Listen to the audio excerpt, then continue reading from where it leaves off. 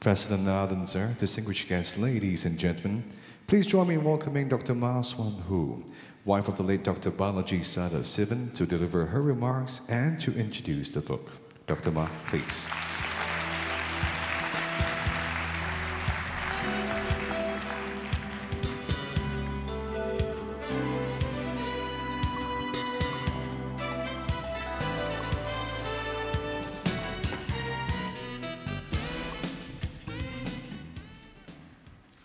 Namaste, Vanakkam.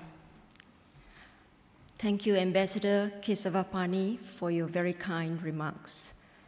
Good afternoon to His Excellency Mr. S.R. Nathan, President of the Republic of Singapore, Ambassador Gopinath Pillay, Chairman, Institute of South Asian Studies, Ambassador K. Kesavapani, Director, Institute of Southeast Asian Studies, Professor Tan Tai Yong, Director, Institute of South Asian Studies, Excellencies, very distinguished guests, relatives, ladies, friends, ladies and gentlemen. Thank you all for coming to today's launch of the book written by my most beloved late husband, Balaji Sadasivan.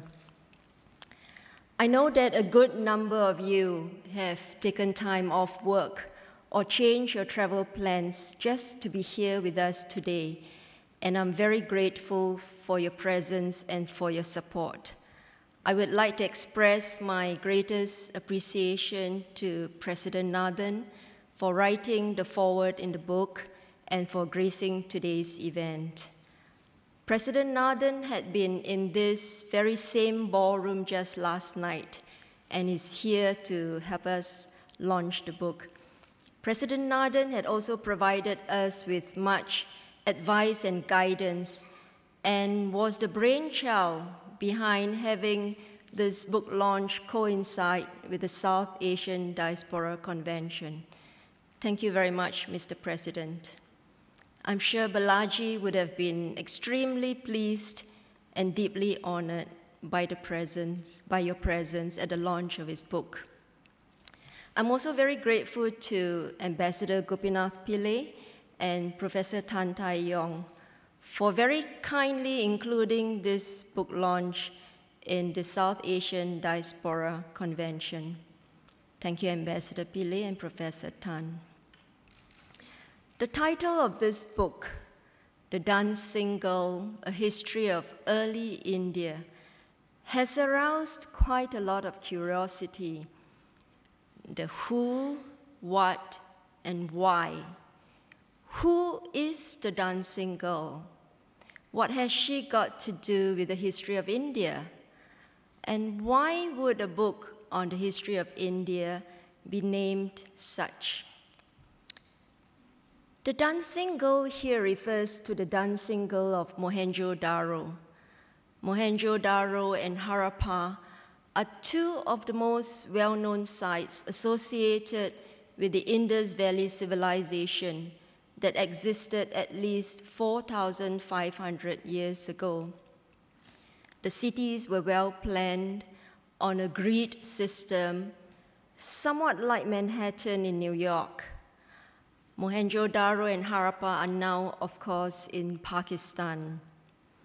The statuette of the dancing girl is made of bronze, indicating that a Bronze Age civilization existed in India at least 4,500 years ago. It is evidence, therefore, that India was at a very advanced stage of civilization as long ago as that. So where is this very important artifact? Well, the dancing girl can be found in a glass showcase on the ground floor of the National Museum in New Delhi. I wouldn't be surprised if many of you have visited this museum in New Delhi, but some of you may have missed seeing the dancing girl during your visit there.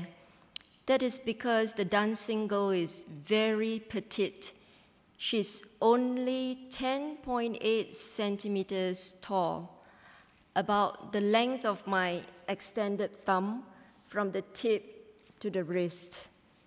She's very small, but very important to the history of India.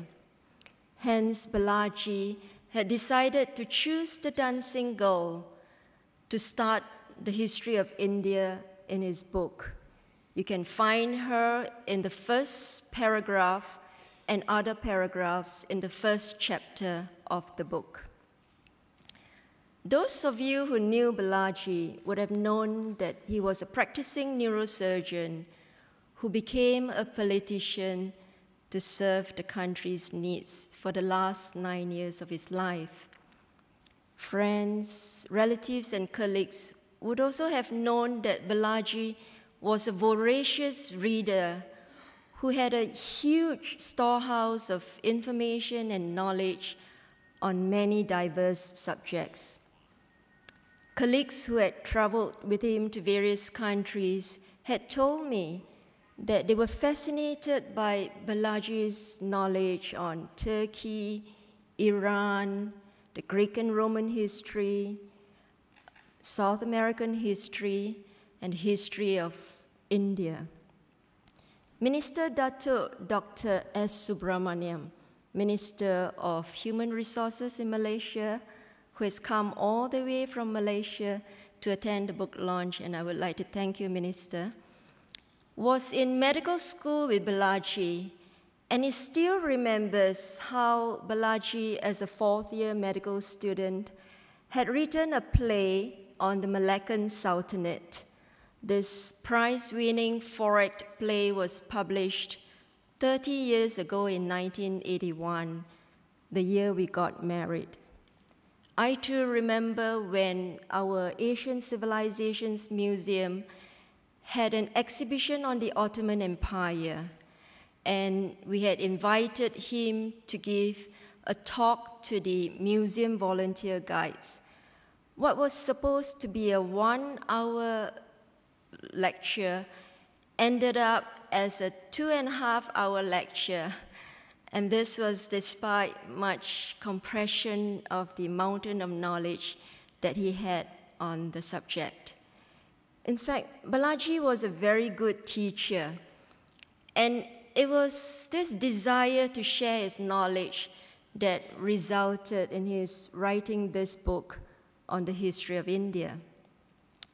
This book is written in his typical eloquent and articulate style.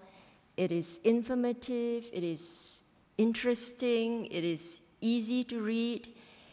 It reveals his observations, his opinions, his insights about events that had occurred in India. Balaji had intended to write the history of India from ancient times to present day, and he had divided the entire history into 5 volumes. This book is a compilation of the first 2 volumes of 30 chapters and covers ancient times to the end of Mughal rule in the 17th century. Balaji did not make it to his 3rd to the 5th volume because of his untimely death in September last year. Volumes 3 to 5 were to cover India's rule under the British, India's road to independence, and post-independence India. Although he did not have time to complete the last 3 volumes, he had all the chapters figured out. He knew exactly what he wanted to write in each and every chapter of the 5 volumes. Sometime in July last year, as his colon cancer became more progressive, we considered having these 30 chapters published. Our son Dharma arranged for us to meet with his classmate in law school, Mr. Pritam Singh, who was familiar with the publishing business. By the way, this was before we had any idea that Pritam was going to join the Workers' Party.